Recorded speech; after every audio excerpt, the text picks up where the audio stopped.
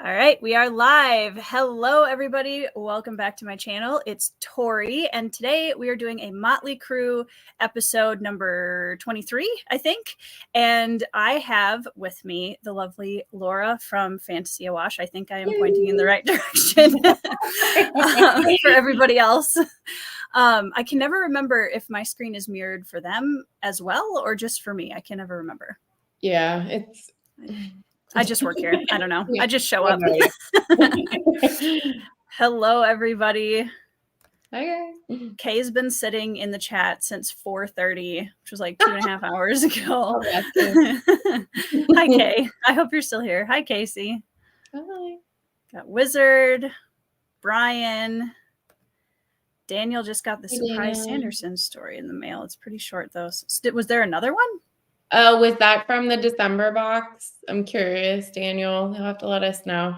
I'm out of the loop because I didn't back the Kickstarter. Don't tell anyone. I didn't either because I hadn't read Sanderson until last Christmas. Okay. Yep. So, that makes sense. Yeah. So you've read a lot of Sanderson this year. It's been literally the year of Sanderson for me, pretty much. Like, I took that very seriously when he decided to call it that. I was like, well, challenge accepted. Challenge accepted. Yeah, I've only got a few books left, and then I will have read all of the Cosmere so far. Wow, that's really impressive. Yeah, I had my Sanderson year in 2021, and I think I read like 10 or 11 of his books in one year. I think I'm at 17 now. That's a lot in a single year. Because roughly how many books do you read in a year? Like, how much of a percentage of your total reading is that? So this year, this is the first year that I've come back to reading in a really long time. Previously, it wasn't really something I kept track of because so much of my reading was academic reading. And I didn't really get to do a lot of fun reading. But this year, my goal initially was, I was like, I'll do a book a month. And then I surpassed that by February and was like, well, okay. So I then set my goal to 52 books, which I actually hit today. And congratulations. Thanks. And I was like, all right, cool. So of 52, I mean, Sanderson is a pretty good percentage. That is a good chunk. Yeah. So it's one of those things too that I'm thinking about next year already. And I'm like, okay, well, I've read 3 Stormlight Archive books, which are quite big. And I'm like, that could probably be a few books next year, possibly. But I don't tend to normally get super hung up on a number and more quality than quantity. But this year it was kind of just like, how much of the Cosmere can I get through in a year? Because that was really what my goal was. I was hoping I was going to get to do the whole thing by Christmas because my reset for the year is Christmas because that's when we give and get books in my family. So I was like, Christmas, that's the cutoff. And I'm not going to hit that goal unless I only do that for the next 2 weeks. But it's all good. I mean, it sounds like you're having a great time with it. So I love it. Yeah. I'm surprised because I had been putting it off for a really long time. And then I saw Booktube and everyone was like, Mistborn is one of my favorite trilogies, blah, blah, blah, blah, blah, blah, blah. And I was like, okay, I guess I have to try this Mistborn thing. And like, it sounded so weird and super not my thing initially because it sounded more YA than not. And there's nothing wrong with YA. It's just not typically what I lean into. And I really enjoyed the first book and loved the second book. Well of Ascension for me was the best of the 3, the original 3. Because like I was saying off screen, I really like political fantasy and it was the most politics heavy of the 3. And I've learned this year, I really don't like fighting in most of my stories. Like fight scenes for me, no one writes them super well for me, probably except Martin. And I don't love the way Sanderson writes fight scenes. So his books that have more politicking are the books that I tend to like better than the books that have a lot of fight scenes. So I'll be interested to see what that looks like going forward with him. But yeah, it's been good. I wanted to...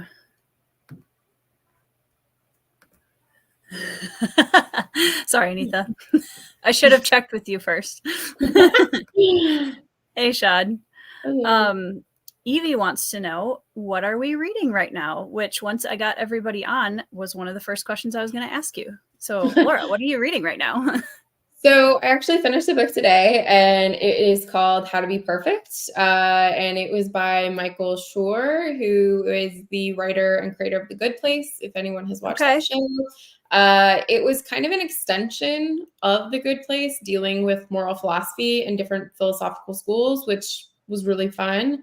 Yeah. And I have been reading a book that was gifted to me by my friend called How to Be a Good Creature, which is 13 stories about animals in this woman's life, because we just recently lost one of our pets. And she was like, this was a book that really helped me grieve. And she gave that to me. And I've been reading that. It's already made me cry like 4 times. And I'm reading Rhythm of War. Nice. Yeah. Nice. How are you enjoying it so far? Rhythm of War? Yes. A lot of fighting early on in this book. Yes. Yep. So it's not my favorite so far, but for me, I have liked them, Words of Radiance, Oathbringer, and Way of Kings. So I'm curious to see where it's gonna land, type thing. Yeah. I'm gonna realize with these books, especially with Sanderson, I'm like, Stormlight Archive's so awkward, right? You have to give it like 600 pages, and then you're like, oh, and then things really start moving. So yeah, that's where I'm at. Well, and there's the famous Sanderlanche at the end of the books too, where there's like, you just get through the book, and then all of a sudden in the last like 20%, it's just sometimes I really like that, and other times it hasn't worked for me. I have felt that some of his endings are a bit rushed, and this is my problem with Mistborn. Like, I really didn't love the Mistborn Era 1 ending, and people rave about it and love his endings. I'm happy that that works for them. For me, I love a slow burn and a slow ending, so everything gets resolved. The fast pace of the end doesn't always work well for me, but I'm happy it works for other people. Yeah.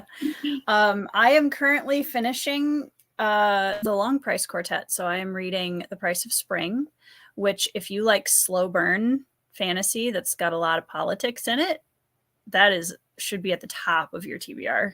It's so good. I ordered the first book for my husband for Christmas because these are our Expanse books right here. Like, he's big Daniel Abraham fan. So he asked for I can't remember the name of that series. It's Coin something. Dagger. Yes. So I got him that whole series, and then book 1 of Long Price Quartet, which is also kind of a gift for myself. Right. Which is the thing about giving books, guys. You can get books for people and for yourself. Right. Yeah. But Ben and I do that a lot too, because we both read. We have different tastes within fantasy, but we both love reading it so much that we can kind of double up on books. And it was when I got to the second, A Betrayal in Winter, which is book 2 of Long Price Quartet, I finished that book and I went online and I purchased like everything else besides The Expanse that Daniel Abraham has written. I was like, wow, this guy, if all of his stuff is like this, which I'm crossing my fingers that it's all that good, he's going to be a favorite author for me for sure. That's awesome. I have not yet read The Expanse. So my husband loved the show and loved the books. So I tried the show twice, and it was a complete miss for me. I just was so slow, and I was like, what is happening here? And I'm hoping maybe one day to give the books a go, and that it'll be a better experience for me. But it's not at the top of my list. But I am more curious about his other series, because you're not the first one to mention Long Price Quartet to me, thinking that it might be a good fit. Yeah, I'm excited for you if you try it. Hi, Monique. The other thing that I'm reading on my Kindle right now is Murder at Spindle Manor by Morgan Stang, which is one of the SPIFBO finalists this year. I'm reading them all for an unofficial SPIFBO judging group. And I'm through, that'll be my 6th out of the 10. So I'm trying to get them done early. That's awesome. I am very interested in Anita's thoughts on Stormlight. That is going to be I'm curious too. I'm very curious. Yeah, I don't know if it's all going to resonate, and that's okay. Right? Hey, Philip. Hello, Philip. It is very real. Yeah, I just put up my my final Greenbone Saga vlog today, and for anybody that's read the series and wants to watch, I definitely ugly cried at the end of the vlog. So that was that ending was wild. So it was funny because I was watching your top reads of 2023 that you did with your husband on your channel this week, and it was really funny because several of the books you mentioned, I was really excited. I was like, oh, I got to mention those when we talk tonight. So first of all, you read Augustus, which is going to be in my top 10 of the year for sure. Yes. Wow. We could probably talk an entire hour just on that book. It was so incredibly good. And then I was curious because you are a big fan of historical fiction and mythology and all of that kind of stuff, which I love because I'm also a big fan of those. I would say I'm more lean towards the historical fiction side than the mythology side, but I haven't read a ton of good like mythology stuff yet. So that there's not a ton of good in my opinion. Okay, well, that's good to know. It's not me then, hopefully. So I was curious what, you know, we love fantasy, and historical fiction and mythology are such sister genres to fantasy. What, in your opinion, makes a good historical fiction or mythology, either retelling or like what draws you into those stories? So for a mythological retelling, I've only really loved two that I've encountered, and that's the Norse mythology book by Neil Gaiman, which is like hovering behind me right here, and I have it right up there. There you go. And then Circe on my side right here. So for those ones, it was taking characters that aren't necessarily at the forefront of the mythology that we know and giving them a voice, but not diminishing the other more known characters. With Circe, Madeline Miller just did such a beautiful job at incorporating pretty much the entirety of the Greek pantheon, and that included a lot of characters that people don't know about, like of the nymphs and things like that. So I super loved that, but then also maintained the strong presence of Athena. Like that was very present throughout the story.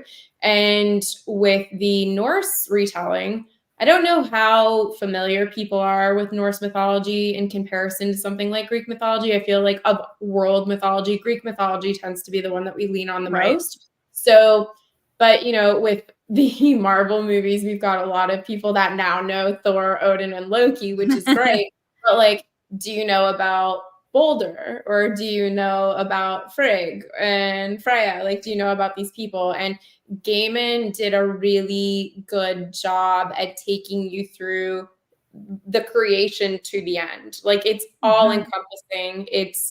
It's like if you're going to read the Bible, basically, but for Norse mythology, and that there is a very clear beginning and there is a finality to the whole story and a very clear arc. And he did it in a way that didn't feel like he was dumbing it down for an audience, even though it's super approachable and the language is digestible and easy. So that for me is a really big thing. And with historical fiction, staying true to most historical events is the big thing for me. I'm fine if someone wants to kind of spin things on their head, but sort of announce that at the beginning that it's going to be a really different interpretation. Like if we're talking about completely changing it, Men in the High Castle, for example, it's like, okay, we have a scenario where the Germans win. Okay, it's historical fiction, but we know from the onset that it's an alternative, or an alternate ending or reality, whatever you want to call it. But for me, historical fiction really shines when someone who is an expert of that field can read that book and say they nailed it and they hit all the right notes. That for me is the selling point. How about you? Yeah, I think for me too, I'm obviously not, I love history. I'm not an expert in any historical era, so I hesitate to be like, oh, well, this is accurate. I can't do that. So I try to do my research ahead of time, where I do pay more attention to the reviews of certain books, and Sure. when people are saying, yep, this is a really good one, or finding people on YouTube or within the community that are experts in certain historical periods, and just asking them, okay, what are your top 3, Roman historical fiction books, or whatever it is. And I think one of the things that always I lean into with that, probably one of the eras of history that I know more about, would be the Civil War America, because my grandfather is a expert in that. Nice. And I always appreciated when the stories give voice to the ordinary heroes, kind of like you were talking about, where we're taking a step back from the names that everybody knows, and we're looking at these stories that are kind of hidden within that larger mythology or larger history, that are really interesting, and give honestly the author a little bit more flexibility to add the fiction part in. Exactly. Because I think you're less critical, and I think it brings it to kind of a life that feels a little bit more, less like you're reading a textbook. Because if you already know,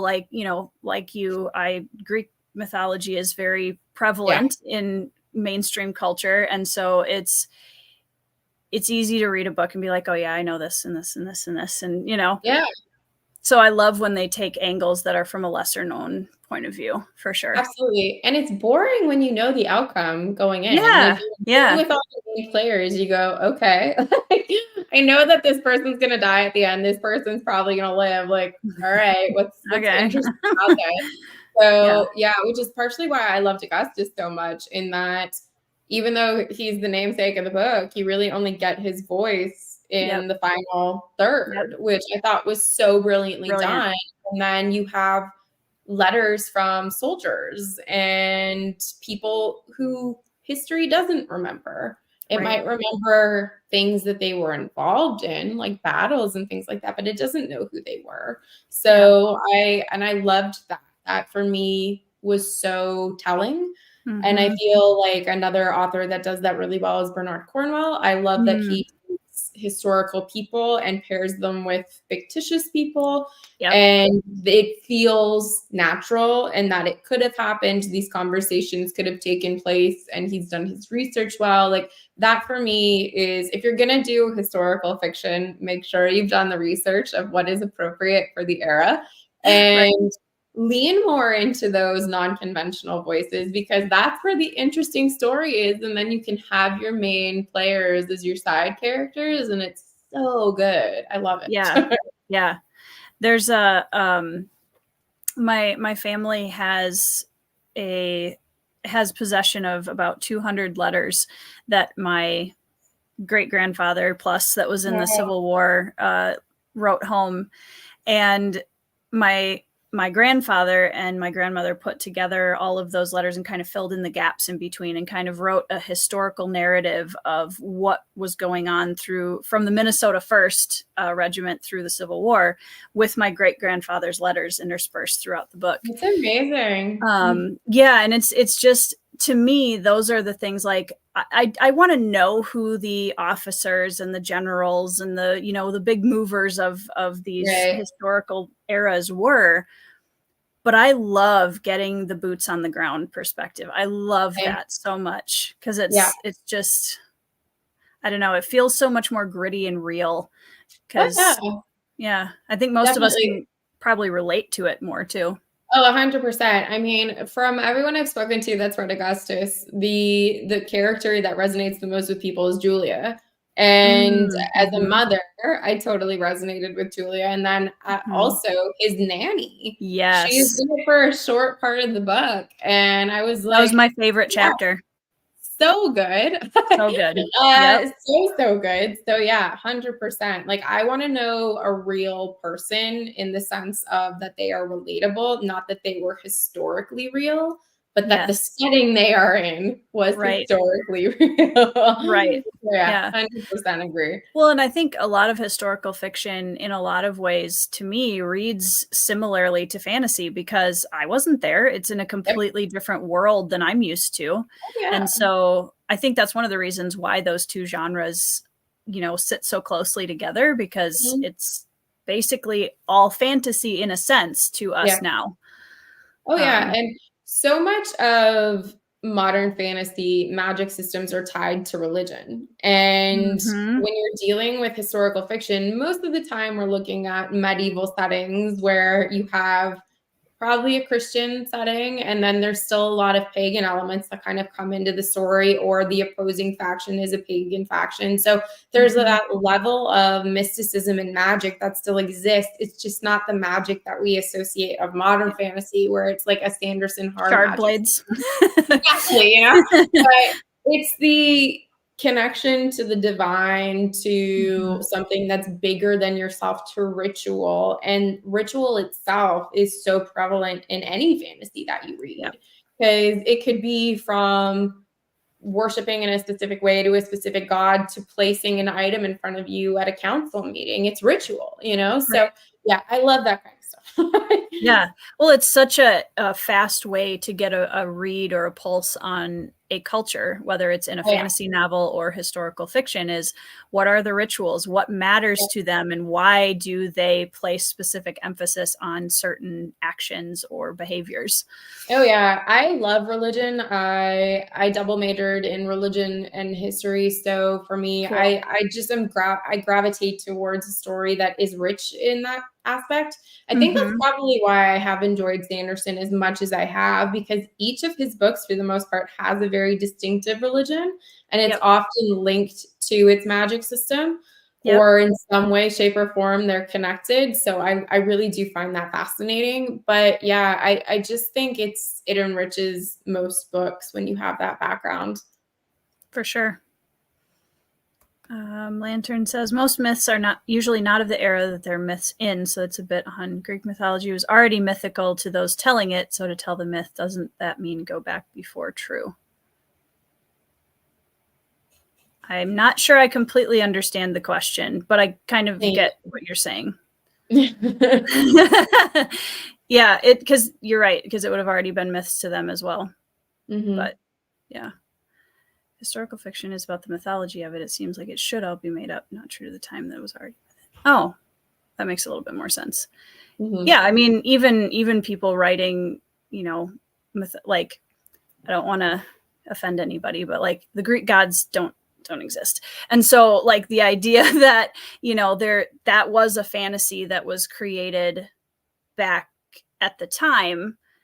And so to them, it would have been, creating kind of a mythology or fantasy of their own time, which, cool. I mean, so much of religion, be it pagan or when we look at monotheistic religion, a lot of the writings that happen exist because it's trying to explain what's happening to a people. It's a way of coping. So when you look at the Iliad, for example, yes, we have a very clear establishment of deities, the pantheon and all that kind of stuff. And it's war that's happening, which was happening at the time period. So you use characters and myth to explain scenarios to help you process and cope. So that's definitely like what is happening, even though these characters did exist already for a few hundred years. But I mean, the Iliad's super old. It's like 800 BC. So that put that on your reading chart with publication year. I know. It's so funny, right? I always laugh when you go to Goodreads or something like that, and it's like the Iliad, author Homer. I'm like, is it though? I don't really know that. It is now. It is now. I'll take it. I actually this year, when I was going back and putting in my books into my reading chart, I decided to try a spreadsheet just for the heck of it at the end of the year here. And I was actually really happy because I think I found that I read over a dozen books that were published before 1980, and of those, I want to say like at least 5 or 6 were from the 1800s or before. Oh, wow. So yeah, I hadn't really thought of it or kept track of it in my head during the year, but I was like, when I saw that, I was like, oh, that's kind of cool. I'm glad that I'm trying to still go back and read some older stuff. I hear you. That's cool. So do you get into classics at all? Not really. So I love that expression, classics. No. So here's the thing. Like I've said this before in a few conversations that I've had. Classics to me is ancient. That's my degree is classics. So whenever someone is like classics, I'm like, how are we defining this? How are we defining classics? Yeah, is this Jane Austen? Is it the Iliad? Is it John Steinbeck? Like, what is a classic in that regard? I love ancient lit. So if that's the classics that we're leaning into, like, absolutely. If it's John Steinbeck, absolutely not. That's a hard pass for me. So I feel like as I'm getting older, I'm getting more comfortable in what it is that I like to read and just saying, I don't have to read that because someone else has deemed it classic. But I will say I really loved The Great Gatsby when I read it when I was like 15. So, that was one of the few that really did resonate with me. And I appreciate Jane Austen so much. I love adaptations of Jane Austen, but I never have any desire to sit down and read them. So I'm not sure why that is. How about you? Do you tend to lean a little bit more into them? I do. And I think I don't know. I'm pretty open. I think it's funny that we've taken like literally thousands of years of literature and combined it into a single genre. It's interesting. So like in a world where the Iliad and also Sense and Sensibility are considered the same genre, it's kind of it is kind of mind-boggling when you think about it. I do lean towards, I have to be in a specific headspace. Like I have to be tired of fantasy for a little bit, and then I'll pick up a historical fiction or a classic or a memoir biography. I love a memoir. So I'm with you. I love memoirs. Love memoirs. I'm so sorry, Evie. I see your comment. Yeah, Evie, 2024, we are absolutely reading Northanger Abbey together. That is happening. I'm so sorry it didn't happen this year. I know she also just read a John Steinbeck that she gave 5 stars to, and it's just I literally have Cannery Row sitting right next to me right now. It didn't hit with me. Like it's just not for me. I don't know what it is about his writing that, to be fair, I haven't tried his writing in probably 15 years. And it's just because my first experience was like, I'm good. I read one and I'm done. So never know. Cannery Row is going to be my first John Steinbeck, and I was recommended it by a favorite author of mine that I'm working through some recommendations. Nice. And I'm so sorry, Evie. I will catch up to you, I promise, and then we will talk about it. It's gonna happen. So yeah, in terms of classics, I'm not going to lie, I'm very intimidated by ancient classics, especially like, the Iliad and the Odyssey. I do want to read the Iliad, especially at some point. And there's a couple, I want to read, Beowulf, and I want to read the Epic of Gilgamesh and a lot of that kind of stuff at some point.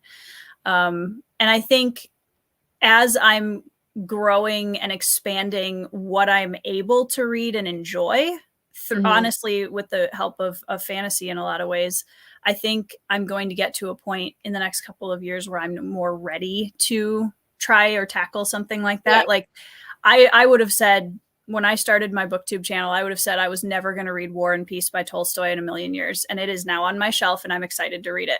So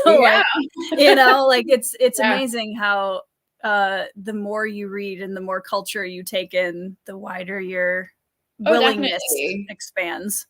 Yeah, I often think about if I would have read particular books if they hadn't been forced upon me due to curriculum. Like I had to read the Epic of Gilgamesh about 5 times in a span of 3 years for different courses, and was really burnt out on it. And didn't then talk about it for about 15 years. I was like, no, if I never see that story again, it'll be too soon. And then this year did a video on it for my channel because I was like, you know what? There's actually a lot that's in Gilgamesh that has influenced fantasy, I feel like, going forward. Oh, yeah, so for sure. I'm going to talk about it. But if you are going to start with an ancient story, I always say to people, I'm like, start with Gilgamesh because it's so short comparatively to the others. And the story it's interesting because it's the age-old question of why do we die, basically, and how can I prevent that? And him trying to find immortality.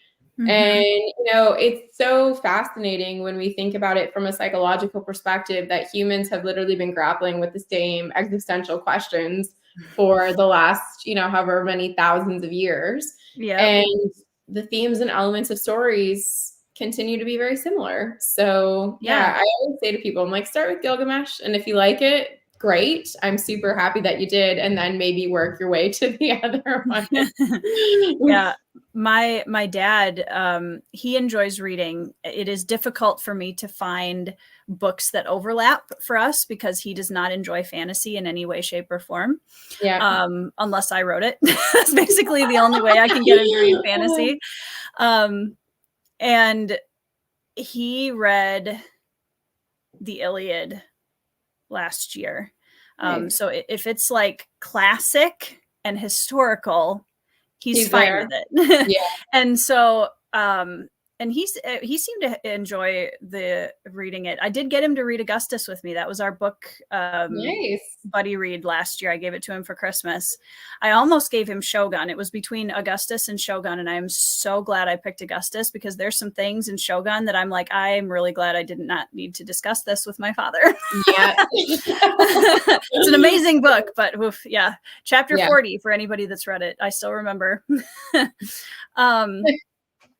But I think too, like some of my favorite classics, I lean very heavily into like the late 1800s, 1900s classics. So, Frankenstein.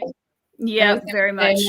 Jane Eyre, Jane Eyre, Frankenstein, getting up farther in the 1900s. I love, if you're looking at like oh my gosh, is it this? Y'all help me out. I cannot remember. Is it 60s or 70s for S.E. Hinton? I'm trying to remember. I think it's the 70s. So like The Outsiders, like I loved The Outsiders. I did love The Outsiders. It was one of my favorite stories ever. That was a school reading, and I remember resonating with it so deeply. I was like, oh, this is an excellent book. So I do love The Outsiders. So I guess I do like classic. Yay! Let me see. I know I have it on my shelf literally down here somewhere, and of course now that I need it, I can't find it. Let me grab one of her other books because I have those are there. Tex is an older one, like came after The Outsiders, and that's 1979. So we're looking at, I think, late 60s, early 70s. Okay. Thank you, Daniel. I knew somebody in the comments would know. Evie was in 60s too. 60s, yep. Thank you guys. Exactly, Casey. I remember seeing the film when I was in high school and just absolutely falling in love with it. I still consider it one of my more influential books in terms of me as a writer. Motley crew of kids that are, weird. So like we all have our types, right? And I'm notorious for loving a good coming of age Motley crew. So for you, what are some of the, like, here are the elements that will work on me almost every time, the tropes, the character archetypes. What do you love to read in stories? A dark satirical character. That I'm Glocta. Well, as soon as I see a Glocta, I am forever yours. Like 100%. I am not a romantic person, but Joe Abercrombie has a very, like, if I could tattoo him onto my heart, there would be a spot for him. So I read First Law this year, and the opening is fine. Like, it's a good opening. And the second I got to go, I didn't know, first of all, that this was a humorous book. So I kept seeing it was just grimdark. And I was like, okay. So I got it initially for my husband for Christmas, and he tore through it. Because what I did last year was I got him a bunch of book ones and was like, if you like them, you go from there, but this is a good starting point. And he started with First Law, or The Blade itself, read it in like a matter of days, ordered the next two, and was done the trilogy in a month. And I was like, okay. So, but he didn't tell me it was funny. And I deliberately avoided anything about it on Booktube. I went in completely blind. And Glocta's opening chapter, I just started laughing out loud for like 10 straight minutes. And I messaged Bookborn because I had seen that she had done a thing about it. And I was like, is this meant to be funny, or am I really twisted? Like, what is And she was like, no, it's notoriously funny. I was like, oh, okay, good. I'm not exposing something about myself as a person. Exactly. That's absolutely horrifying. But no, like anything, I love a good dark humor. I grew up on The Sopranos and things like that. Like that type of humor really resonates with me. So a Glocta-esque character, like, just perfection for me. I'm going to be there for that every single time. I really like a good mentor-mentee relationship too.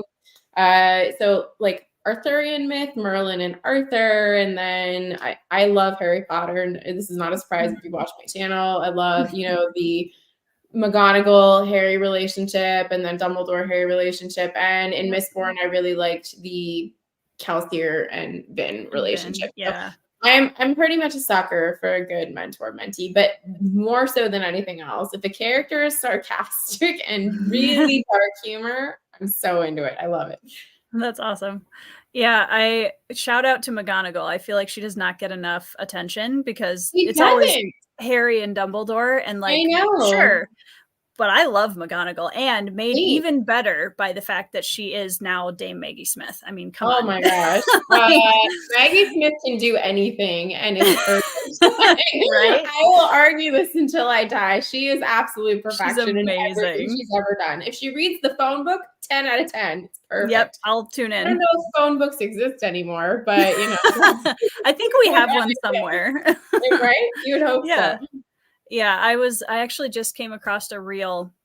I watch a ton of British chat show type stuff because I grew up on British humor. Graham Norton is my favorite. Graham Norton is my favorite. See, we're best friends already. Exactly.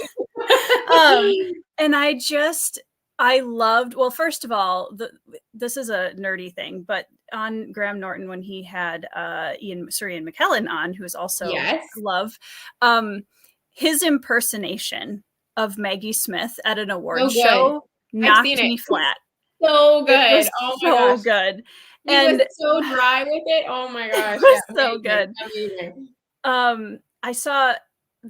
I get, British actor things in my feed all the time. And I saw a reel of Maggie Smith, and it was today. She is, I can't remember, she's 86 now or something crazy like that, 87. And it showed a photo of her from each year all the way back to childhood, and just seeing her like as a young woman in theater, and just in these really, just her presence, even in the photos, you're just like, wow, like she's always had this kind of just larger than life presence. That's amazing. Oh yeah.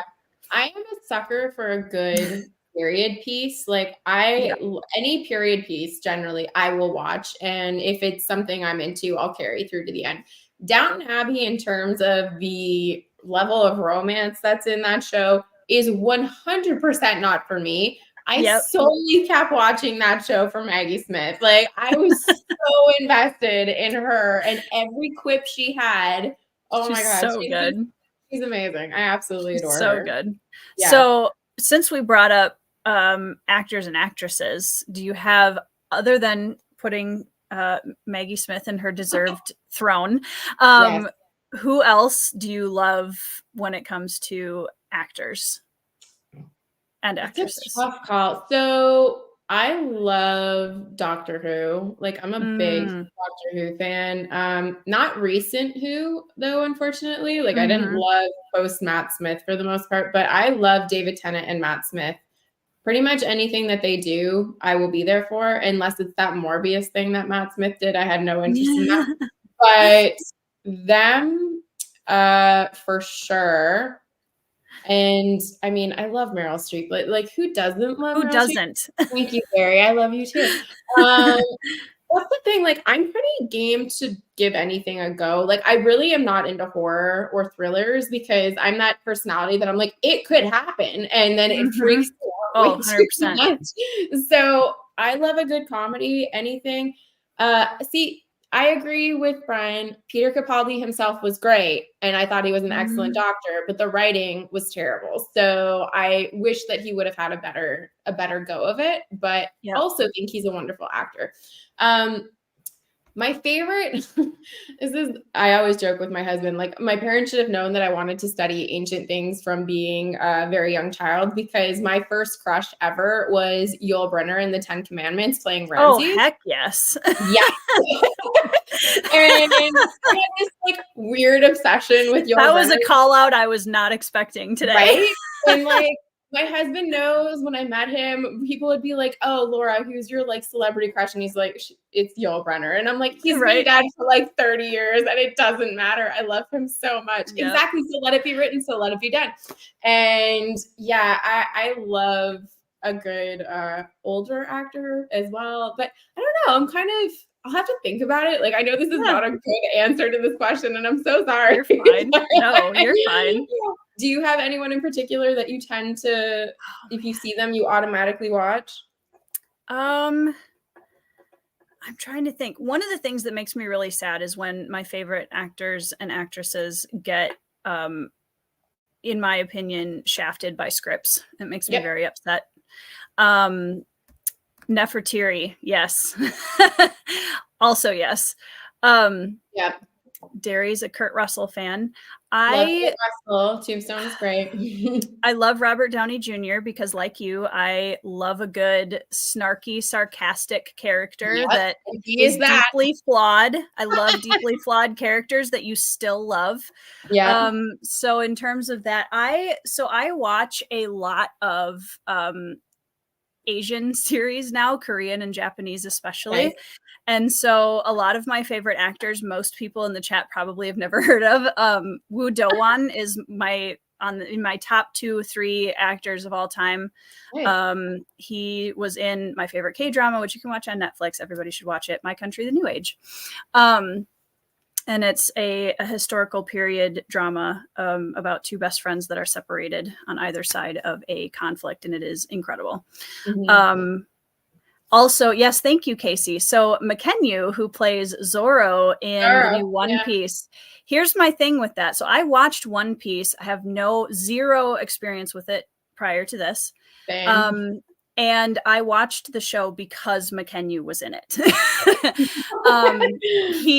He plays a character called Anishi, which, to prove my nerdiness and devotion to the character, I literally have right behind me. He plays Anishi in the Rurouni Kenshin live adaptations, which are some of my favorite films of all time. I'm currently doing a watch along with Casey with them, and I may do one on my channel. Or not on my channel, but in my Discord later on. And he is just, One Piece does not show his acting range. And that was something that I enjoyed One Piece, but I was like, this is not like Mackenyu's acting ability. He did a great job. I loved the character. Zoro was my favorite, shocking absolutely nobody. But I was actually surprised how much I loved Luffy, though. That surprised me because Luffy is usually not the character type I go for, but I really adored him. Me either. Yeah. I agree. I'm more of a Zoro. I keep saying this to Chris. I feel like it's a Ted Lasso thing now that's in my brain, because did you watch Ted Lasso? Mm-mm. So one of the players is from Montreal, which is where I'm from, and his last name is Zoro, and he then kept correcting people because he wanted it to be Zorro. And then I like, now when I think of One Piece, I'm like, how do I say this guy's name? And I'm always like pausing before I say it. I'm like, Zorro. Well, I mean, speaking of actor crushes from when we were younger, I always told everyone that I was going to marry Antonio Banderas when I was in early high school. Mask of Zorro, great choice. Yes, ma'am. So good. I watched that when I was pregnant and was like, this was the last really fun summer movie I saw. And it was like 1998. I mean, you have Anthony Hopkins, Antonio Banderas, and Catherine Zeta-Jones. Excuse me. Perfection. Perfect trilogy. And the guy right who played her husband, I can't remember his name, but he was also so good. The total sleazebag that was taking over California. Yes. Yep. The whole movie was so great, guys. It's so good. Underrated film. Yeah, I'm trying to think other than, well, one of my favorite actors from way back that is no longer with us is Jack Wilde, who played the Artful Dodger in the Oliver musical. Yep. Just the Artful Dodger is one of my favorite fictional characters of all time. Awesome. And that's a trope that if you have an Artful Dodger character in the book, I'm probably going to love it. Or at least love them. What's going on in the chat right here about Brendan Fraser and The Mummy, because I love The Mummy so much and I love Brendan Fraser so much. I just watched that last year, actually. Oh, so much fun. Another person who I will watch pretty much anything they do is John Lithgow. I love him so much. I grew up watching Third Rock from the Sun and was hooked on him from that second. However, I won't watch his Dexter arc because that falls under that not for me thing. Yep. But yeah, pretty much anything he does, I will watch. So yeah. Sam Elliott. Good choices, guys. The mustache. Oh, so good. Yep. Hi, Joanna. Hi, Joanna. Ke Huy Quan needlessly proved how amazing of an actor he is. I've loved him since Temple of Doom and the Goonies days, and Everything Everywhere All at Once is beautiful, especially because his acting. He also just got nominated for Loki. Oh yeah. Exciting. And yes, Evie, Joseph Gordon-Levitt, another great Third Rock from the Sun actor. I would watch anything. Who this isn't necessarily like I enjoyed all three of these actors. I wouldn't say any of the three of them are necessarily in my favorites list. They're all very talented. But the Sherlock, BBC Sherlock series with Benedict Cumberbatch, Martin Freeman, and is it Andrew Smith who plays Moriarty? It's Andrew. What is his last name? Someone help us out. Somebody help us out. Yeah. Those three in that series were just amazing. Incredible. So good. What is his name? The number of ways poor Benedict's name has been said.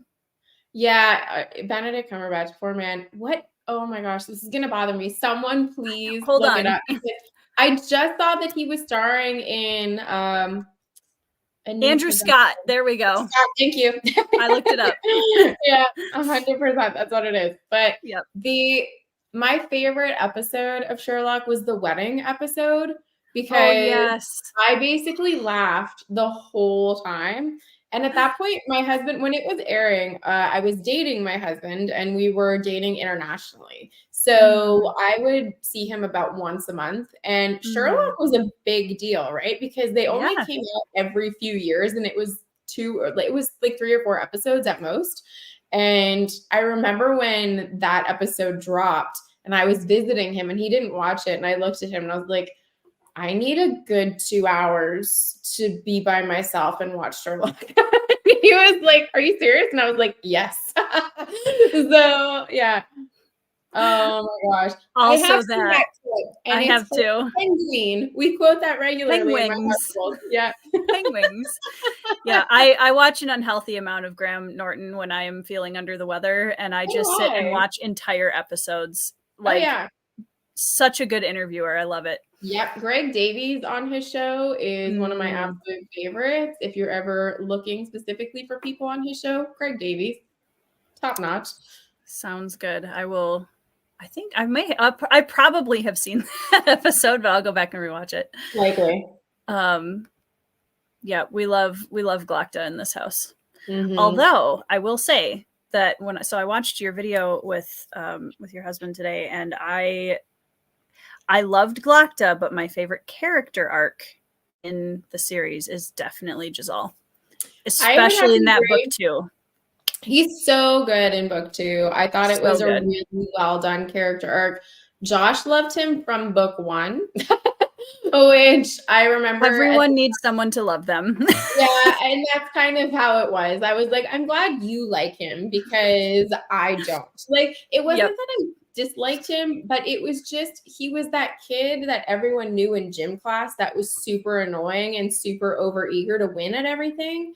I was like, I don't need a character more of that. Yeah, and then in book 2, I was like, we do need the character arc for Giselle. Yeah, absolutely. Yeah, hey, Ryan.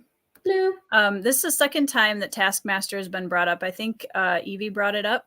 Yep, earlier. I do watch Taskmaster, but you should watch it. I've not seen it, but I will check it out.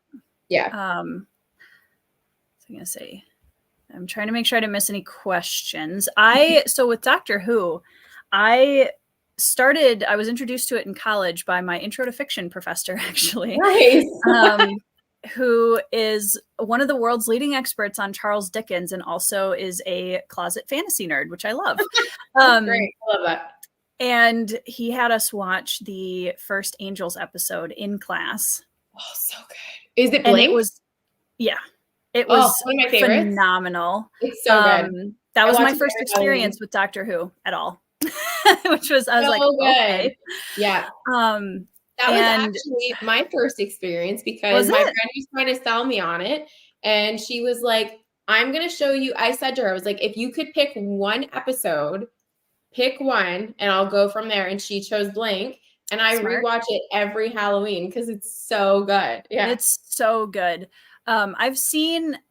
I haven't seen a lot of the earlier Doctor Who, which I would like to at some point when I have time, go back and rewatch some of the seasons that had the other Doctors that are prior to Eccleston. Eccleston is the first one that I saw, and he's still my favorite because I like him a lot. I love Eccleston, and I enjoyed David Tennant. Matt Smith, I had a harder time with. I don't dislike him. I know that's a very unpopular opinion in the Whoverse. But yeah, I think Eccleston is still my favorite of the 3 that I watched the most. I like him a lot. That's the thing. I feel like we were kind of spoiled for choice when it came back. I agree, Jerry. Yeah. I also love Tom Baker. I feel like Matt Smith was a new age Tom Baker, which is actually why I really liked him. But I remember when, so I had started watching Doctor Who a good time into David's tenure. And my university had in the library a bunch of computers, as they now do. And I remember I was so obsessed. I needed to know what was going to happen. And the Regeneration episode was out, and I decided to watch it at school because I needed to know what was going to happen. And I started bawling hysterically in the library. And I was like, this is not a good look. And when Matt came in, I was like, he's fine, but he's no David, but the episode was called, I believe, The 11th Hour. And I've seen that one. He keeps saying he just needs a certain number of minutes. And it was really, I felt like a transitionary episode because not only had Russell T Davies left the show, it was now Stephen Moffat that had taken over. And it was his way of saying to the audience, like, just give me this amount of time to show you that Matt Smith is going to make this work. And I fell in love with him. I absolutely just love him so, so much. Anytime I need to feel good, I go back and I watch Doctor Who. For me, it's comfort. I love it. Yeah. Yep. Totally get that. I'm trying to remember one of the other episodes, and I am horribly not remembering. I think it was a David Tennant episode, where they go back to, it's the Van Gogh. That's episode. Matt. Is it Matt? I couldn't remember if it was David or Matt. It's been a while. It's such a touching episode. I love it. Yeah. It's argued as one of the best, if not the best episode along with Blink. It's generally for Matt's tenure deemed to be his top episode. For sure. Bow ties are very cool. Yes, and fuzzes. So in terms of TV series, so you like British, I'm assuming British humor and British shows. I do. Yeah. So other than the ones that we've talked about, are there any other ones that you would point to as big favorites of all time? Old school would be Fawlty Towers. Really loved Fawlty Towers growing up. I'm trying to think. Catastrophe is a newer one that I absolutely adored, even though it has Rob Delaney, who's American in it. So it has an American audience base for it as well. But I loved that so much. I'm trying to think in terms of series. There was and other actors, if we're going back to it, that we watched all of their stuff. Olivia Colman, for me, is oh my goodness, anything she does. She's brilliant. I love Fleabag, and I thought she was amazing in Fleabag. The mini series, The Night Watcher, or was it The Night Watcher? Yeah, with Tom Hiddleston was really, or The Night Manager, I think is what it was called, was excellent. But yeah, I'll pretty much try any British show. And our big one in our house that my husband will also watch with me is All Creatures Great and Small. That's the one that we really lean into as like our together comfort show. So, yeah. How about you? Well, Derry brought it up, but it's not British, but it's definitely in my absolute favorites. I love Firefly too. I feel like I haven't watched enough. I've watched a lot of older BBC dramas. So like I really enjoyed Bleak House. That one was a little bit newer. The 6-hour Pride and Prejudice is to this day still one of the biggest masterpieces I've ever seen on television. It's incredible. Yeah, great. I'm trying to think. I've watched a lot of the Monty Python skits, a lot of the old ones. Argument Clinic is still my absolute favorite of all time. I love it so much. And yeah, in terms of like newer British TV shows, I feel like Downton Abbey might have been the last one that I watched, which I just haven't had time to watch. Well, okay, let me rephrase that. I started watching Korean dramas. That's what happened. I've seen over 30 Korean dramas in the last 2 years. So that's where all my time is going. So yes, Colin Firth always. And don't get me started. I'm so sorry for all of the fans of the new Pride and Prejudice with Keira Knightley. And I do like Matthew McFadden. I still think that he was good, but I like both. So for me, I'm not picky. But another before Netflix took it over, The Last Kingdom, which is based on the Bernard Cornwell series, was BBC, and it was amazing when it was on the BBC. I felt that the quality diminished when it went to Netflix. The quality of the writing, quality of production. A certain season? Was that through a certain season that they had it? The first 2 seasons were BBC. Okay. Season 3, I believe, was a combo BBC Netflix, and then seasons 4 and 5, and then that terrible movie they made were all Netflix. I started falling off of it, I think, in about season 3. That's probably why. That's probably why. Yeah. I don't blame you, Joanna. That's fair. Yes, I am debating whether or not I want to start a second channel just to talk about anime and dramas, because I watch so much of them. And I love doing character analyses about book characters, but I really love analyzing drama characters a lot. So same. Yeah, I totally am here for that.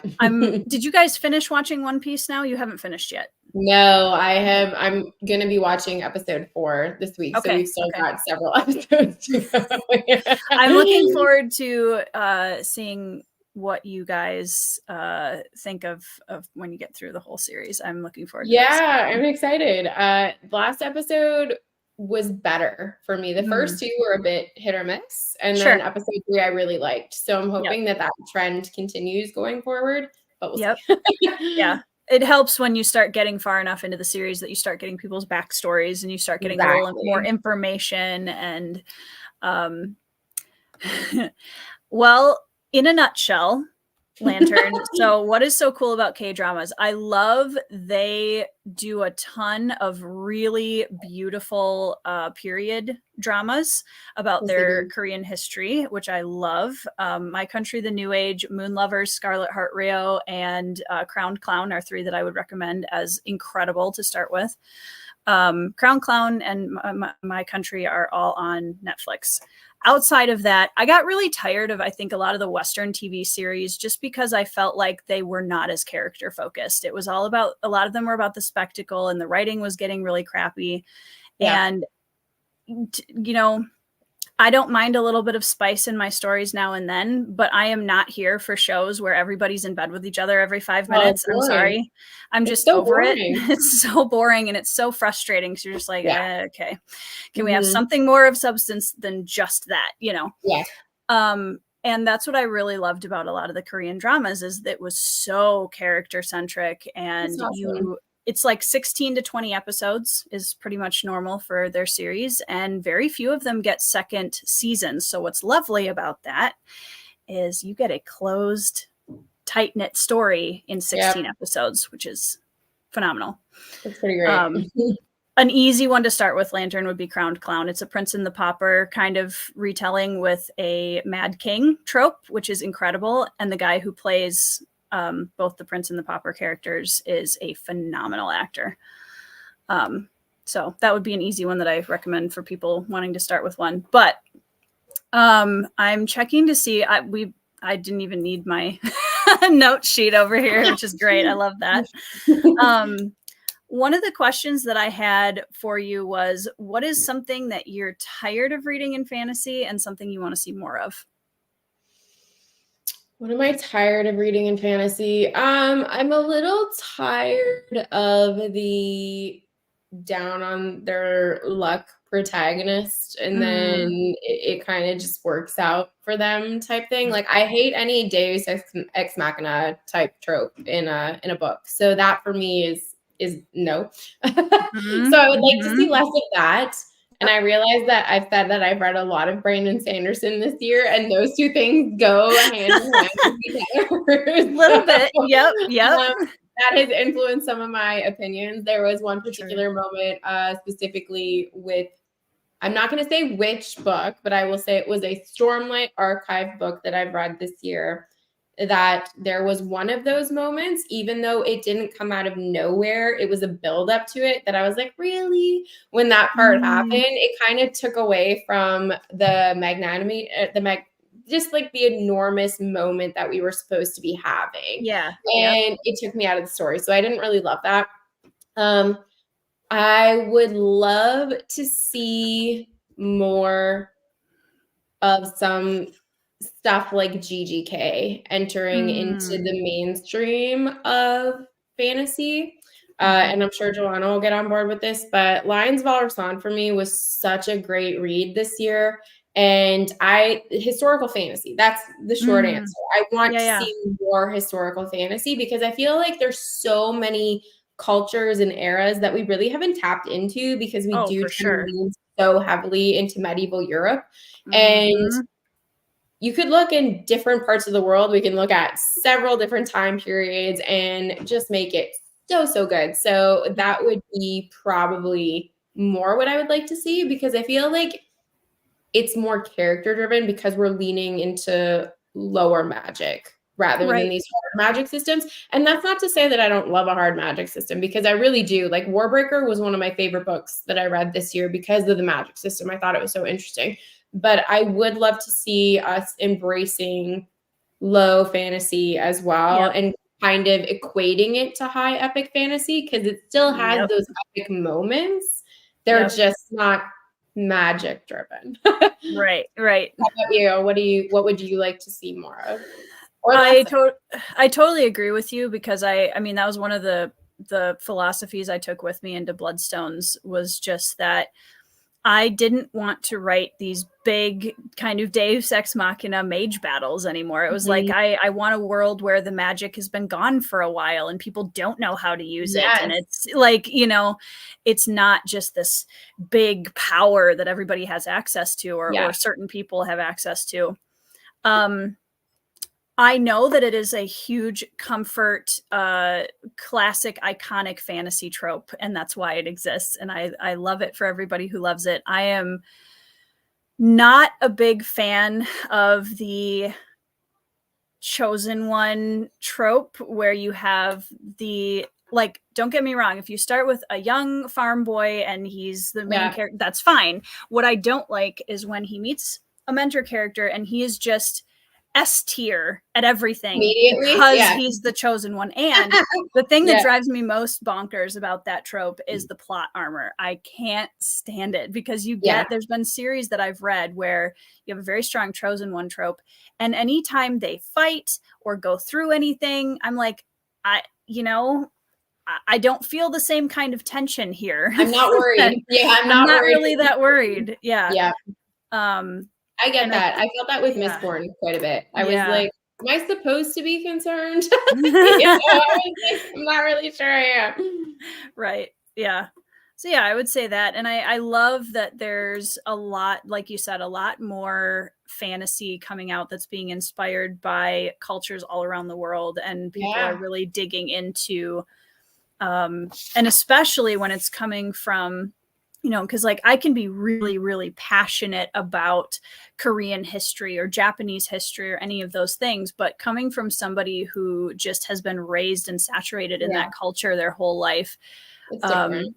Like I love that. I love that we're seeing a lot more of that, because I think there's it's not that maybe I'll just say it. I still love a really well written medieval Europe inspired fantasy. Oh, me too. Totally here for that, but it is kind of tired at this point. It's harder to find something that feels different and exciting in that. I agree. So I would love to have either entirely new worlds where we know absolutely nothing, or starting to branch out a little bit. Or if you're like a GGK, it's interesting because he has a somewhat shared universe for certain books, but they're based in different locations, right? So you get that world scope, but it's still different. To answer Ryan, that could literally be someone writing about Augustus trying to choose his successor, and that would be a great Yep. So read Augustus. And then you might have read your book and it'll all be Have you heard of it's still European, but I'm really excited to get to it. So Shauna Lawless wrote Children of Gods and Fighting Men recently. I have that on my shelf. I'm very excited to get to that. I'm kind of thinking my husband might have got it for me for Christmas. I'm not sure, but it's possible. But that is on my radar. So I'm curious to see if that comes out.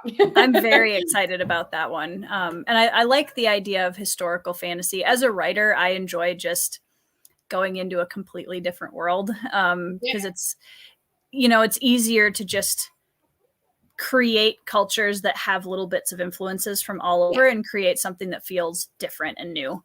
100%.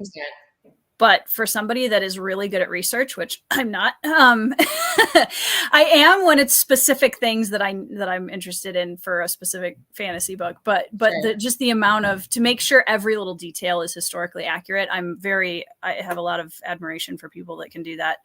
I'd be terrified to publish it because I'm like, I'm going to get something wrong. And honestly, I am a researcher by nature. Like, being a historian, that was literally what I had to do, was just endless amounts of research. And I write, and even still, I wouldn't feel comfortable writing a historical fantasy for the most part. I'm like, nope. I know how critical I am of those pieces, that I'm like, I don't want someone to be that way with mine. Whereas I can just take influences, like you said, and create something and hope it works out. Yep.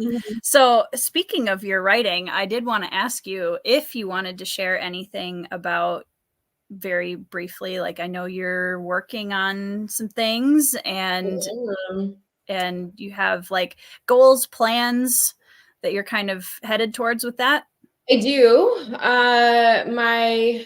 I'm working on 3 different projects. Love that. Yep. Yeah. So the first one I'm working on is, I'd say, probably within 15% of being finished. So it's getting close. Nice. That one is a satirical sci-fi. I sent a little bit of it to you, just the opening little snippet. And I've got a few arcs left in that, and then it'll pretty much be wrapped up. My goal for that is to either have it committed to, I'm going to try traditional publishing first. And if that doesn't pan out, or I can't get an agent or anything like that in the beginnings of next year, I want to try to self-publish it by the end of next year. Okay. And then I saw a meme the other day and the meme made me think that would be such a funny idea for a book. And it was a picture of a ghost in a library. And it was like, imagine if eternity is getting to read all of the books that you didn't get to read while you were alive. And I was like, or what if it's that when you die, based on how good of a person you were, determines where you're going to spend your purgatory, and purgatories are based on genres, and you get thrust into a story. So that's one then that I started writing, because like I love satire and humor and stories. So those are my two that are kind of leaning more into that. And then I've been toying with this one idea for probably like 6 years that I couldn't really figure it out. And I kept bringing it up to my husband. I was like, I really want to write it, but like, I don't know how to like get it out, because I would write these random scenes and I was really happy with them. And then I just couldn't really connect them. So I then found Christopher Navo is in my writing group, whom I love very, very much. And if you're not following him, follow him. And I sent him something that I had written like 7 years ago, because I wrote it initially as a YA mythological thing for my friend's kid when she had her first baby. And I never ended up finishing it, but I was like, oh, I actually quite like this beginning. And then it gave me this idea of, okay, how can I go forward with this? And initially the magic-based stuff in the story was very element-based. And I was like, I don't really want to do that necessarily, because I feel like elements has possibly been way overdone. And no matter what you write, everyone compares it to Avatar, which I haven't read or watched. So I'm like, it's just, I don't know if this stuff is similar or not. But what I had tried doing with the mythological retelling was I wrote the Norse story, but for kids. So, because they love mythology, and I was like, okay, I'm going to make it that he's the protagonist, their son, and Odin is taking him through the creation all the way through Ragnarok. And basically this kid becomes Odin in the end type thing. Okay. And then when I read the intro, I was like, okay, what if I took a concept of like Yggdrasil, which is the world tree that connects all of these worlds together, and I did a similar type thing like that, where all of my people were in their own world, but they were in something that connected them. And I looked at my husband and I was like, I have an idea. Can I leave you with her daughter for like an hour and go write? And he was like, yeah, that's fine. So I started writing this, and I'm not sure where it's going yet, but essentially the concept is there's something called the Strait. And it is this barren wasteland that connects these worlds. And within each world, there is a patron deity or saint that is attributable to specific types of magic, schools of magic. But your abilities don't work in these neighboring worlds, and they don't work in the Strait the way that they should. Sure. So it then becomes, it's a story of conflicts and differences and how we deal with that. I'm not entirely sure yet, but it's starting. So my other one is very close to finishing. And then these two kind of just popped up over the last few weeks. And I was like, why not? As they do. Yep. Who knows? Yeah. That's awesome. So you're actively, like, next year you want to enter the scene by one way or the other? I think so. Yeah, that's really my goal. Initially, my husband was the one that wanted to really get into writing, because he'd been working on this mega epic fantasy since he was in college. And he was like, I want to get back to it. and was looking for a writing group basically. So I put a PSA out in one of the Discords I was in. I was like, is anyone looking to be in a writing group? Because I need my husband to have an activity. And they were like, yep, I can do that. And I was like, you know what, for the sake of it, I'll join too, and I'll just start writing. And when I started writing, I was like, this is just a fun little side project. And the more I started writing, I was like, no, I actually think this is okay. Like, this is decent.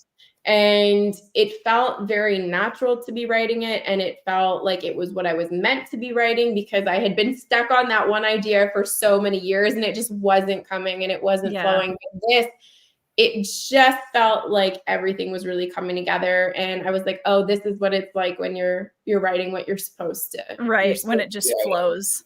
Exactly. And it was a way to retell the Arthurian myth in a way that I wanted to tell it, to incorporate academia, space, satire, like make it weird. And it's been really fun. So the further I got into it, I was like, yeah, no, I do want to publish it. So that's definitely my goal. I started looking at who I would like to possibly do the narration for the book, and I started looking at artwork and things like that. So it's definitely on my mind. We'll have to see what happens. That's exciting. Well, and it's like when you're talking about the other stories too, I mean, I think it's really something to be said that there are some stories that come to us that need more time to just percolate and, you know, kind of develop. And, you know, I'm a big believer in the fact that forcing yourself to write something you're not ready for is not going to end well. Exactly. And I'm really glad I waited to write Bloodstones, because it wouldn't have existed if I had forced myself through its predecessor 10 years ago. So I think it's important to kind of learn yourself as an author well enough to say, yep, that one needs some time to just simmer. And it needs to germinate a little bit. Exactly. And some stories don't need that. Some of them, like you said, are just like right there. And that's awesome. And that's exactly what it is. Like, I started doing Nano this year and then got sidetracked with life, but it was going really fast. And I was like, oh, this is adding up quickly. So Nano really pushed me to probably getting through 3/4 of my story, which was awesome. So I loved that. And I'm hoping once the madness of December is over to really get back into it, because my goal is to be finished with the rough draft by the end of January. But we'll see if that happens. Life happens. It's good to have those like kind of tentative goals in your head though, because it just helps give a little bit of a fire underneath you when you need it. Exactly. Hey Kyle. Terry Pratchett had a file in his computer for those unconnected scenes and would tweak them for other things he wrote. That's the thing. Like if you have a notebook or a file on your computer, just throw ideas, scenes, characters. That's where they're all living right now. Right? Exactly. Yeah. It is a lot of work. Yes, it is, Derry. Yeah. It's going to be... I have intentionally pretty much removed everything from my schedule after this coming Saturday in terms of just Booktube and all of that kind of stuff, because it's been a wild year. And like when you have kids, sometimes you forget to slow down. And so I'm going to try really hard to slow down at the end of December. I was saying to Tori before our talk, I only have one and I admire her so much because she has multiples and I don't know how she survives. I mean, it definitely helps that my children are now old enough to be, you know, partially independent and they play with each other. That also is very helpful. When you just have one and they're really little and they're testing all of the boundaries and you can't really reason with them yet. Yeah, that's a tough age. Yeah, it's so difficult because you look at them and you're like, what you are doing could kill you. Like, you don't understand the words that I'm saying. But please don't do this because this could result in the end of you. Right. Please don't. As like look at you smiling, going to do that thing. Yeah. Exactly. Well, and it's funny because before you become a parent, you have all of these grand ideas, and I certainly did about these are my goals for parenting, and this is what I'm going to do when I'm a parent. Yeah. And then I had children, and slowly those goals have dwindled down to, at first I was like, I want my children to survive until they are 18. And then it changed to, I want to survive until my children are 18. Yeah, exactly. So it is fun, not to say that that's my only goal now. It's a joke for anybody that's actually concerned, but like, good goal though, honestly. It is. Like a very good goal. It is. Yeah. And I think just it's become a lot simpler, and just, you know what? A lot of love and a lot of grace, and we're just gonna yeah. I heard a saying when I was pregnant, and it was, the days are long but the years are short. Yes. And I was like, I can lean into that. And I'm not normally a mantra type person, but that one, it hits different. That one hits. Once you have children. So I was like, yep, there it is. Yep, that definitely, that makes a lot of sense. My oldest just turned 11 last week, and I'm just, we went out and we did some Christmas shopping because my kids were in their Christmas program this weekend. And so the girls got dresses, and Tristan got, we went out and he tried on like a little suit. And for the first time, like usually when I would dress him in a suit, he looks like a little boy wearing a suit, right? And for the first time this year, I looked at him when he put that suit coat on, and he looked like a small man. And I was like, my heart, I was like, I don't know if I'm ready for this. Like it's such a, it's such a mixture between ultimate pride and also just this desperation to keep them small suddenly. Yeah. I'm in that weird phase right now where my daughter no longer looks like a baby and looks like a toddler. And I'm like, whoa, you're a person now, not just a blob, but a person who has lots of opinions and feelings and all of the things. And I mean, she's been on the go pretty much forever. So her birth was rather traumatic, and her entrance was traumatic. I had to be put under. And then when I came out of it and they put her on me, I looked at her and she held her head up. And I looked at my husband, I was like, they shouldn't be able to hold their head up for that long. They've been alive for like 2 hours. And that kid has been on the go ever since. Like, she was running at 10 months. And like, I look at her and I'm like, you have been a small person for a long time, but now she's starting to really look it. And it's weird. It is like weird. You're not a baby anymore. Yep. So yeah, I totally get it. Derry says, if at the end of any given day of parenting, we children, they small people are alive, have eaten at least one thing that once grew on a plant, was assured that they're you're doing okay. Doing okay. That's right. Yeah. I feel like plants just are not, they don't get the they don't get the credit they're due in most American diets, especially, Kyle. So and I realize you're not from America, but I get that. I basically ate nothing but juice and eggs and potatoes and meat my entire childhood, and frozen peas. You're doing okay. That's what matters. I'm still here. Right? Yeah, that's going to be the weirdest thing, is I realize now with my oldest that I'm moving into, oh yeah, that's right. I forgot about that, Kyle. That we're like a year or two away from the voice starting to go down. Yeah. I'm not ready for any of this, Laura. It's weird. I used to teach 6th grade, and we would see this change that happened over the summer, and it was so frightening. So yeah, that's basically, it's just weird. There's like this awkward transition between the summers, either 6th to 7th or 7th to 8th, depending on the kid. Yep.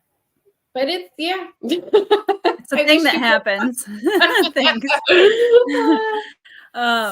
Yeah. So I told you about this earlier. I watched some of your videos on your channel today, and I put together a rapid fire save one, drop one list for you, taking some of your reads from the year and some favorite books from certain authors and things. Yes. And then I have a more generic, just kind of fantasy save one, drop one. So I'll start with that one. We'll start easy.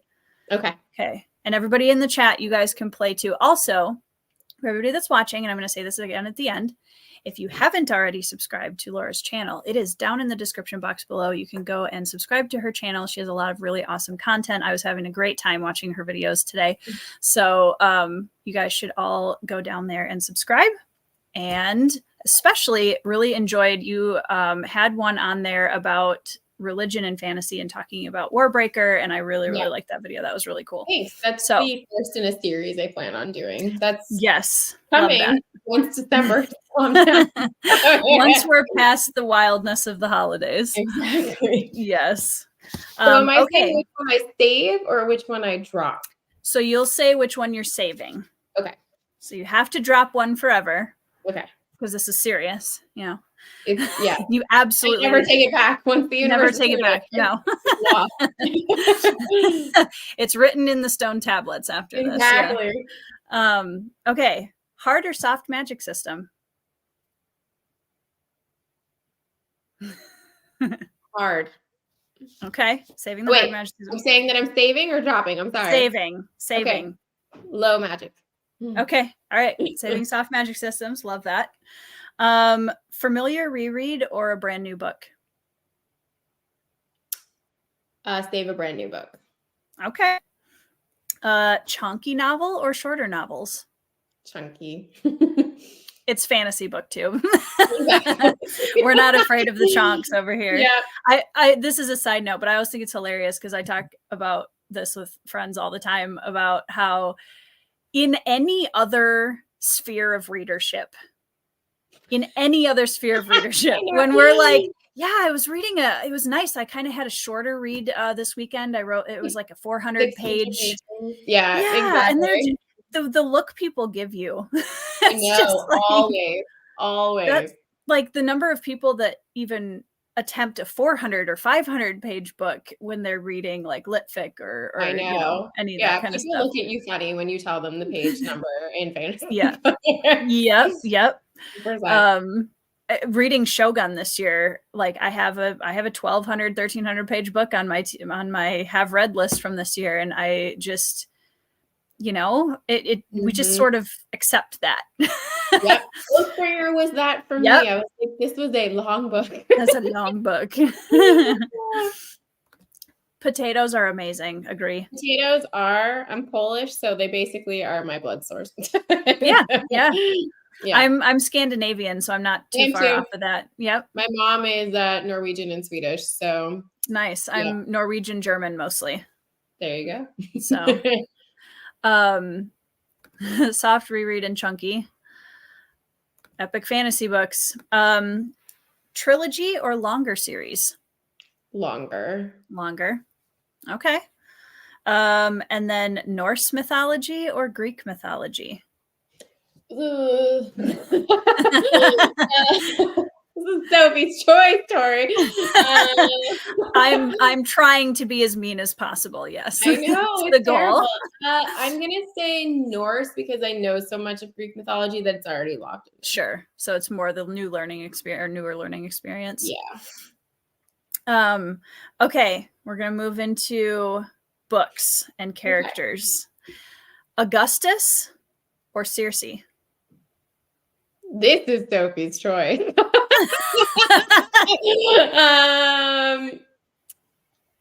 I'm saving Augustus. Yay. Okay, I was hoping. I am going to buy Circe just because you talked about it so highly this year. I wasn't sure if I was good. I was like, I don't know if I'm going to enjoy this or not, but you sold me on it. So excellent. So I'll pick up Circe. You can say Circe and I will lament my loss of her forever, but that's okay. Words of Radiance or the blade itself? These are mean. I know, I'm sorry. First time on my channel and I'm like, all right. Oh, geez. Okay. Brian, that's a choice. I'm happy for you. That is the choice. And That's a choice. The blade itself. Okay. Warbreaker or Piranesi? Warbreaker. Warbreaker. Okay. Now I picked two. So I went through your Neil Gaiman video because I've also read quite a bit of Neil Gaiman. Okay. And there were two books that you weren't as hot on as the others. So of the two, Graveyard Book or Neverwhere? Graveyard Book, 100%. Really? Okay. Neverwhere is my favorite Neil Gaiman. I'm so sorry. It's okay. We can still be friends. It's okay. Yeah. This is Booktube. The fact that, if you come on here and you try to only have friends that have the same opinions as you, good luck. Okay. Two short story collections, Trigger Warnings or Fragile Things? I'm trying to think which one has the lock story in it. If anyone knows, I have not read either of them. I think it's Fragile Things. Okay. So I'm gonna say Fragile Things based on the fact that I think it's the one that has that story with Shadow. Okay, we'll accept that. Yeah. And watch me be totally wrong and it's Trigger Warning. Actually, I think it is Trigger Warning. It is Trigger Warning. Trigger Warning is my answer. Okay. Okay. Good Omens or American Gods? Good Omens. Okay. I wasn't sure which one of those you were going to pick, so I wanted to put them next to each other and see what happened. Yeah, that's a tough choice, but Good Omens was the first book to ever make me laugh out loud. So that's fair. Not just like laugh. People thought I was having a fit on the train. So it holds a very special place in my heart for that. Yeah. Love that. I guess I didn't expect it either, but it's really difficult to please Derry when it comes to books. So I'm honored, Derry. Derry, if you say something nice about Terry Pratchett or Robin Hobb, Derry will love you forever. I do like Terry Pratchett. I am excited to read Guards pretty soon here. I'm looking forward to that. Yay. That'll be my first one. I haven't read Guards yet, but I did read Going Postal this year and I enjoyed it. Okay, I have that one too.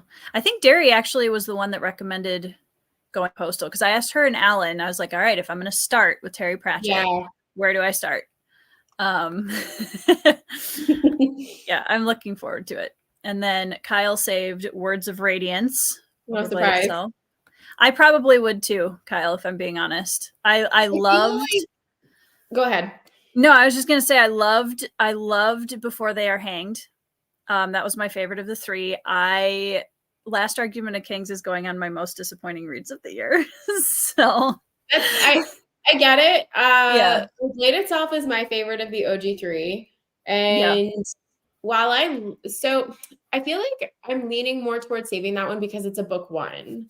Sure. And that's just a weird thing in my brain that's why it's saving it. Even though I adored Words of Radiance because it's fire. It's that good. Whole book is amazing. Yeah, it's the best Stormlight book by far, in my opinion. It's so good. Okay, Stardust or Tress of the Emerald Sea? Tress. Okay. Now we're going to move to a couple of Cosmere character pairings just because I'm curious. Okay. I'm excited. Elend. Okay. Or Vin? Elend. Really? Okay. Yeah. I'm not crazy on Vin. A lot of people love her. And I am not. She's fine. I don't dislike her, but I love Baez. I hated Baez so much. And it was funny because I hated him from like the first minute he showed up on. Really? I love him. Yes, I couldn't stand him from day one. My gosh. So I did these little shorts for YouTube of how I thought the characters were from First Law. And if you've seen Inside Out, when anger burns on fire, I was like, that's Baez. So whenever I was reading, that's all I pictured. I was like, there it is. Yep. And Jezal is disgust and 100%. Yeah. Yep. Pharaoh is fear because she's totally afraid of everything that's going around her because it could be something weird. So yeah, Yep. it was just so fun. Yes, the movie version is quite lovely, Derry. I did enjoy it. I love the film. That's what got me into Neil Gaiman was the film. Yeah, nice. I saw Stardust and loved it, and then went and read the book, which I enjoyed, but it's one of the few instances where I do prefer the adaptation to the book. Okay. 10 Soon or Light Song. I was going to say, you're going to pick Light Song, and this is just terrible. Oh my gosh, so terrible. I paid attention to your videos today. Oh, this is my heart just broke in pieces. She's never going to speak to me again, everybody. Oh, this is horrible. Okay, let me think here. This is awful. This is clearly not a rapid fire. This would be the slowest burn of all time. I say rapid fire, but I really should just say save one, drop one. Yeah, we do know, and I'm choosing Light Song. I'm choosing Light Song, even though I love 10 Soon so much. But yes, it's a great character. Neil prefers the movie too. Yeah, Neil's such a mensch. I love him so much. He's awesome. I was watching, so we took oh my goodness, my brain is no longer working. Subscription, there we go, to Masterclass the last year. That. Yeah. Oh, his Masterclass on writing is so good. It's so good. I got it from my husband years ago when he was starting to want to write again. And I was like, you should watch this Neil Gaiman thing. Yeah. It's not technical. It's very philosophical. And I loved that about it because I think there are so many different ways to write depending on what type of a person you are, that I think it's very difficult to create something like a masterclass that's a fit for all writers. Yeah. So yeah, I appreciated that he was, and I could listen to him just talk for, he has such a calm voice. I love him. So I wrote him not long ago. I got to see him speak 7 years ago. And one of the highlights of my life, like so amazing. I was crying when I was there because I was just so overwhelmed with emotion. Like if people watched my chat with Philip, you've heard this story, but emotion wise, if I'm a 3 or lower or an 8 or higher on a 10 scale, chances are I'm getting ready to cry because I'm either so overwhelmed or I'm so excited that my body just relates them as being the same. And I start crying and panicking. And when we saw him, I was just like, and got all excited. So I was like, you know what? Maybe I could write him and he could be on my Booktube channel and we would become like best friends. Yeah. And it would be the greatest thing that's ever happened in the history of the universe. Yes. I wrote him a couple weeks ago and I was like, listen, I know you're so busy and I love you so much. Please consider coming on to talk to me. I saw you talk in 2017 and it was such a moving thing, blah, blah, blah, blah, blah. And his website was like, listen, Neil gets like 1 million emails a day. Don't expect a response. I was like, I'm just shooting my shot here, sending it off. You got to do it. I got a response like half an hour later. And he said no, but in the nicest way possible. And like, I was so elated. I'm still so elated. I was saying to my husband, I was like, we should frame the rejection and like, I can put it like next to his book, like, you know, all kinds of stuff. And he was like, no, but only because there's no time. And I was like, that is the most Neil way of saying no ever. I love you even more now. Awesome. So I wrote him right around American Thanksgiving. So I said to my husband, I was like, I'm going to write him next year around the same time. And we'll just make it an annual tradition until he finally says yes. Yeah, honestly. I mean, I think it's so important. What is that quote that everybody always says? You miss 100% of the shots you never take. Exactly. And it's like, you know, surprisingly, I've been able to talk to people that I never thought I'd ever get a chance to have a conversation with. So My goal for 2024 is I'm going to be pestering Pierce Brown on Twitter until he answers me. That's awesome. Because that is happening. And I don't care what I'm going to have to do on Twitter to make it happen. And he gave me permission already, which is part of the reason why I don't feel bad about pestering him. But yeah, it's going to be everybody on Twitter is I'll probably lose Twitter followers over it because I'm just going to be adding Pierce Brown for like 3 months straight. Who cares? I am in total support of it, and I think it's great. The first time I came across Neil Gaiman was a Tumblr post that student asked if they could be friends so he could use his first name in a paper instead of saying Mr. Gaiman. That's adorable. I saw that post. Yeah, Neil Gaiman was super active on Tumblr. That just somehow that just checks out. I don't know. I know. He's such a vibe. He's such a good vibe. I love him so much. If it's not abundantly clear. I was responded to on Twitter by Robin Hobb a couple of months ago, and it was a very brief thing, but it was just I was like, I know, like, right? She noticed my post. Exactly. It's one of those things where I never really have been a starstruck person where I'm like, I would get like super whatever. Neil is on a different level for me that I don't quite understand. And I think it's just because his brain is so interesting to me that I'm like, oh, you are a caliber of human that I would love to know. So I just get like weird about Neil in a way that I don't have other people. And I keep referring to him as Neil as if we're like on a first name basis, but you know, it's fine. I think calling, but it is weird to call people like. I know. We're all adults now. I know, exactly.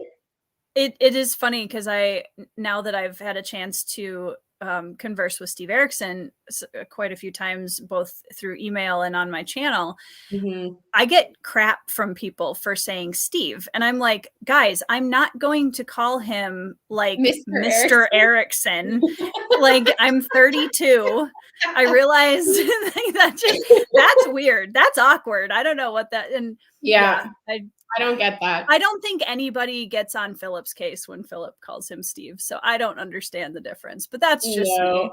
Also, like, Neil Gaiman comes across as someone that would not want to be called Mr. Gaiman. Mr. Gaiman. So I'm like, it's Neil. Yeah. That's right, Ryan. Grandmaster author Erickson. I think it's different when it's somebody that, like, and I would guess Neil's probably more this way for you too. For Erickson, that was the first time that I felt, I didn't feel nervous meeting Pierce Brown. That was really fun, and I'm really excited to get a chance to talk to him. I think it's because I've looked up to Erickson as my biggest writing hero for so long that it was just kind of the mind-blowing, like, I can't believe I'm actually having a conversation with this person.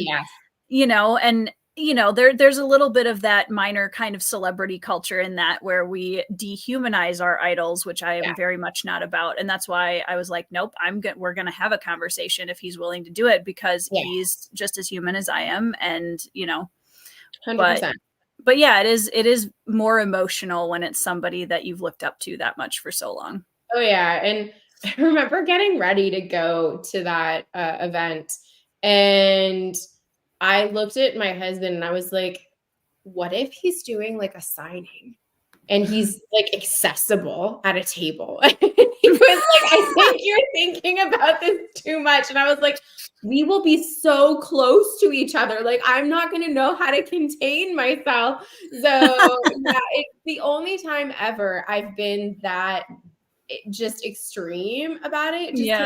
I really do think his brain is so, like, if I could pick an author's brain to live in for a day, it would probably be Neil. And he was, for me, the first person that I saw take mythology and make it modern and interesting. And I was like, I like you. And that was really what connected me to his style of writing. And then just seeing that he was so weird. I was, you know, in the like weird, in the, you know, doesn't go with, with the flow, is kind of against the grain type thing. And growing up, everyone always called me weird. And I was like, I don't really see how I'm weird. And then I saw Neil and I was like, oh, I get it. Yep. I'm like, all right, cool. I can be that kind of weird. I'm good. Yes, that would totally be me if it was possible. So, yes. Neil Gaiman and Tim Ferriss interview was great. This is one of the things, Liam, that I love about the community that we are in, is that so many authors are so willing and ready to have conversations about writing and about their books, and whether it's trad or indie, being able to talk to authors on both sides of the publishing industry this last couple of years. I love that. I love that we're in a space now where the authors aren't the man in the high castle kind of thing, as some of them still are. And that's, you know, they're absolutely entitled to their space from their fandoms for a host of reasons. Yeah.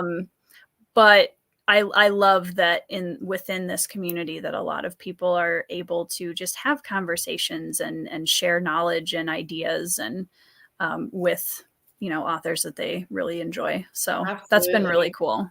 Yeah. Super enriching for sure. Yeah. And Pierce Brown, I genuinely think that, like, I feel very similar to him in terms of the things as writers that we obsess over, and the things that, like, the tone that he uses in his books, I really love. And Red Rising is my comfort series, which, you know, everybody knows at this point. And so I would love to be able to just talk about, really do a deep dive spoiler, especially on the first 3 books. Yeah, So, that would be awesome. I hope it happens. Me too. Well, and you know what? I have heard so many stories of people reaching out to, like, authors, etc., multiple times. And the author is like, you know what? Laura's been sending me a letter for the last 20 years on Thanksgiving. And that's exactly what I said to my husband. I was like, I'm going to have to keep this channel forever until he agrees. Yep. Yeah. Yeah. Well, and by that point, you'll have 100,000 subscribers, and he, you know. I'll be happy when I hit my 1,000. Like, that was my first goal. I was like, I just want to. That's a big milestone. It is, yeah. So if I get close, that'll be good. Yeah, right. Yeah, it's that first 1,000 subscribers is such a, there's kind of a I made it sort of feeling about that. That's really cool. And you know what amazes me so much about, because when did you start your channel? January this year. So one of the things that shocks me about a lot of the smaller YouTube channels now, in terms of, like, even a lot of the ones that are still under 1,000 subscribers, is, like, when I started Booktube, everybody was out here with their, like, crappy iPhones and, like, you know, like, what was the lighting setup? I mean, there were a couple of, you know, bigger booktubers that were like that, but it was a grittier time on Booktube. Yes, it really was. And now people now are, like, committed. Yeah. They come out the gate and they're, like, hardcore professional lighting setup, and they've got their, like, whole branding thing figured out. And it's like, I'm just, wow. Like, everybody, there's so many channels that I could name right now that have less than 1,000 subscribers. And I'm like, these people are gonna, like, these are going places, and they're really loving, you know, creating this amazing content. Is very cool. That was Chris for me. When I saw Chris's channel for the first time, like, I started in my basement in front of this, like, dingy bookshelf, and I was like, cool. And then Chris was like, look at my fancy lighting and my very nice microphone and camera. And I'm Christopher Navo, and I have an entry speech. Welcome to the first chapter. Yeah. I'll be your host. What is happening here? I was like, this is so professional, and I look like this amateur child compared to Chris.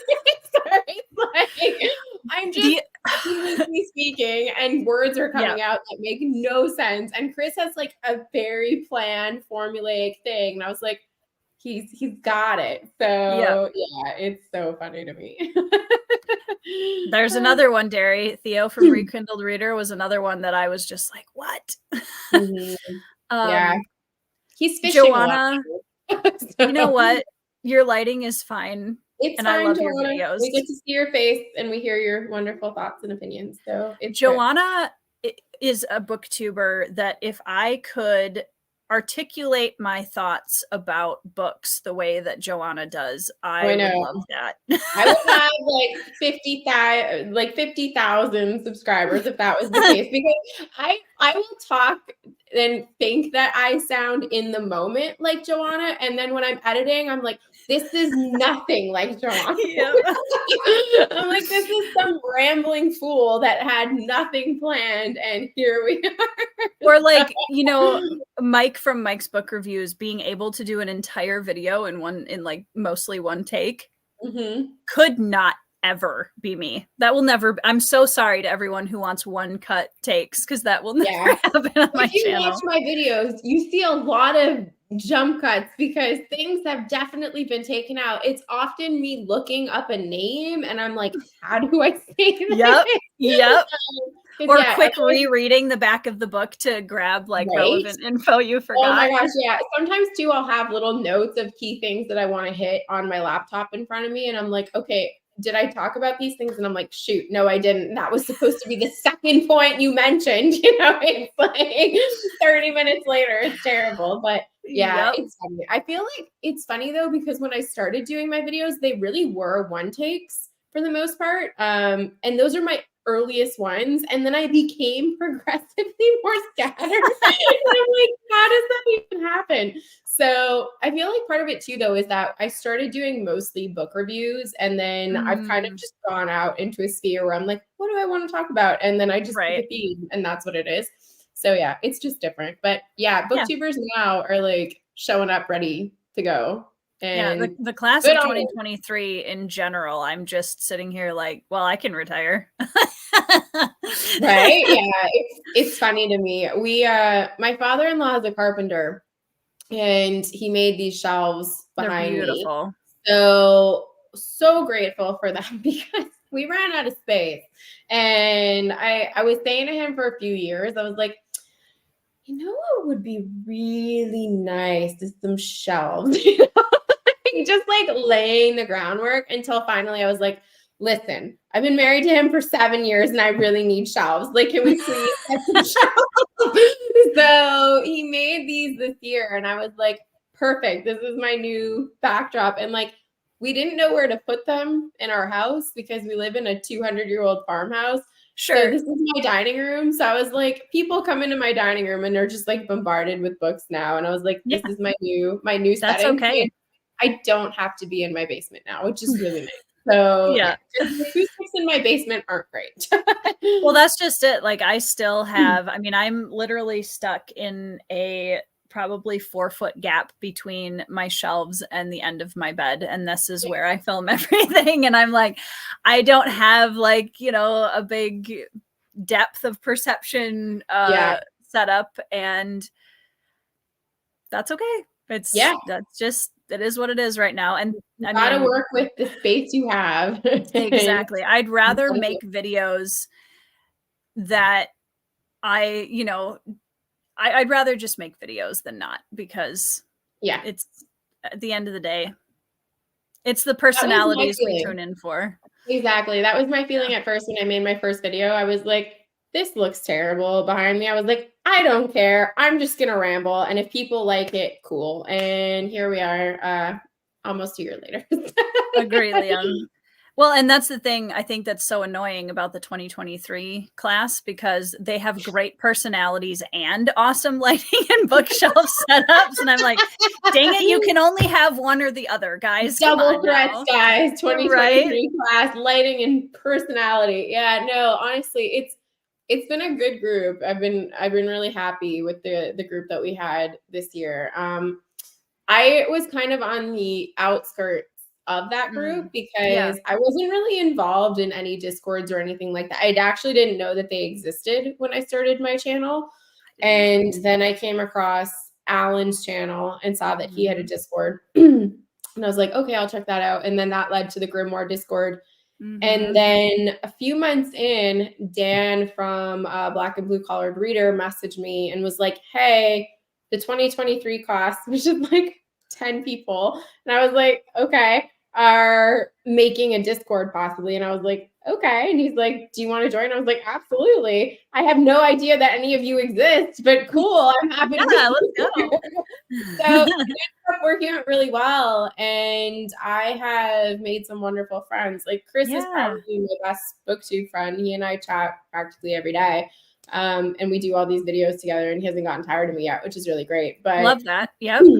Yeah. But honestly, like there's really not anyone on Booktube that I've met this year that have been like, yeah, wouldn't talk to them again. Like it's been really wonderful conversations, and just it's awesome to share your love of books with people. And I wish I would have known about it sooner. Well, I think that's one of the things, like we were mentioning earlier, about how like there's so much division in the outside world that it is really lovely, for the most part, to be in a community where, you know, people from all sorts of backgrounds and worldviews can come and have just regular adult conversations, and we don't expect everybody to believe the same thing all the time. And it's not, you know, there's a respect there that I've found that I've really appreciated. And it's nice to kind of get away from the mudslinging conversations of the outside world. Yeah. It's so nice. And one of the things is too, right? If you find people that start suggesting books to you that you end up really liking, it can create great relationships doing buddy reads. Joanna has done a couple with me this year, and she now knows what it's like to do a buddy read with me, and that she finishes the book really soon, and it takes me a lot longer. But it's so fun to have that, right? It's your own personal book club. And I did a conversation with fellow 2023 booktubers, and we were talking about burnout and how it can be conflicting to want to do your hobby and then be a creator for your hobby, and how you can feel burnout from that. And, you know, of course, the topic of conversation of comparison and imposter syndrome creeps in, because everyone, regardless as to whether or not you want to fully acknowledge it, people look at their subscriber count, right? Like they know what their number is. And it can be super discouraging when you see someone that has started after you. Like, this is a perfect example. There is a booktuber that I plugged in one of my videos a month ago or so, and she's already at like 14,000 subscribers. Like, it's some crazy number. And when I plugged in her channel, she had maybe like 200, if that. And I was like, good for her, you know? But simultaneously, you sit back and you're just like, what did I do wrong? Yeah, exactly. One of the things that I was saying in that conversation was, even though I am in that smaller booktuber group, I don't have 1,000 subscribers. I know in every video I put out that there's at least 2 or 3 people that are consistently going to be in that comment section. And I'm like, that's awesome, because those are people that I want to, you know, talk with, and I want to know their opinion. And I've created my own little community on the internet that I never would have thought of a year ago. So that's awesome. Well, and I would rather grow slower and really build a strong organic community than, you know, shoot ahead in the subscriber numbers, but feel like I'm a stranger to my own comment section, you know? Because the reason I started this wasn't to, you know, be the next superstar booktuber. It was to have fun conversations with people about books. And this is the way that happens. And it's been great. And I've loved it. Yeah, same. Totally agree with you. Derry says, I adore the booktube community. You guys have added immense value to my existence. My therapist is shocked this community exists on the internet. Derry, we absolutely adore you, and I hope you know that. Yes. My therapist was surprised too. Mine too. I told her that I did this, and she was like, what now? And I was like, yep. I was also one of those things that I was in the trenches of new motherhood. I was probably 4 months in postpartum, and talking to her, and she's like, how are you feeling? I was like, I think I'm going to start a YouTube channel. And she was like, okay. It's like, you know, all right, this is the time to pile on new tasks. This is it. And she was like, you do you. And if you enjoy it, have at it. And it's just been awesome. I'm so glad I took it. Totally. I actually am afraid of the day that my channel is big enough that I can't keep up with the comments. Yeah, that terrifies me. That really terrifies me. I don't want to, I would still go through and probably read and heart at least everything. Yeah, exactly. Just because it would bother me not to. Yeah, it's hard. It's definitely hard. So, well, in closing, Laura, I want to say thank you so much for spending 2 hours of your evening on my channel. Thanks for having me. This is so Absolutely. fun. I love getting a chance to do kind of deeper conversations like this with people that I've met. And having a conversation over Discord is really fun, but it's more fun to have face-to-face. No, it's not the same. I think one of our first conversations was that whole big long thing about Slytherin and Ravenclaw in your Discord chats. Yeah, I think it was. That was fun. Exactly. And I think that's how this idea was born. Yes, it was. We should do a chat sometime. Yeah, exactly. Yeah. Yes, this is true. So Pippin, my cat, is available for a reasonable fee. He's starting a company. He will mascot for Booktube channels for a fee. So yeah, I work for him now. So, you know. But in closing, Laura, is there a book that you've read this year that you think that everyone should put on their TBR? Just one is hard. Just one is really hard. You can do more than one if you want to. I will relax the rules a little bit for you. So Augustus is definitely one of them. I feel like if you like historical fiction, and even if you don't like historical fiction, you should read Augustus and give it a go, because it might convert you to historical fiction. If you're breathing, you should read Augustus. Exactly. Pure and Easy, definitely feel like it's the most atmospheric book I've ever read. So if that's your vibe, definitely lean into that.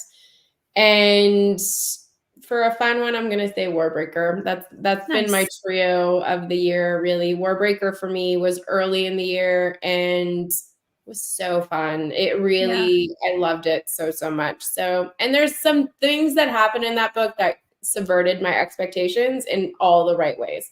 So yeah definitely those 3 books. Nice. Yeah, I remember when I was reading Warbreaker, I had read quite a bit of Sanderson by the time I got there, and I read through it and I was like, Sanderson can write a really good romance? I know. It's shocking. What? And I don't like romance. So I was floored that I liked it.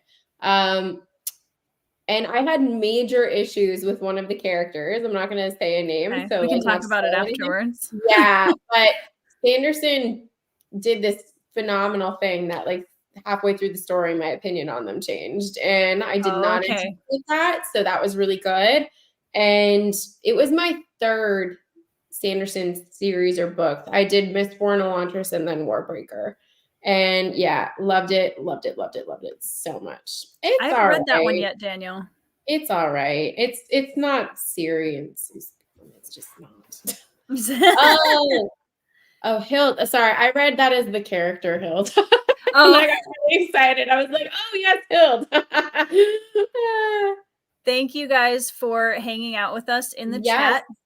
And again, if you haven't already subscribed to Laura's channel, go down in the description, because there's a link down there straight to Laura's channel, and you can check out, she's got a lot of awesome deep dive content. She's got a lot of TV series content, and I love that you're doing analysis on different aspects of the fantasy you're reading, because I think Booktube always can use more of that.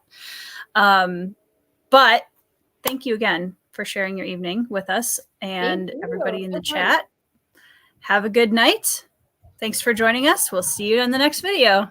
Bye, everybody. Bye, everybody.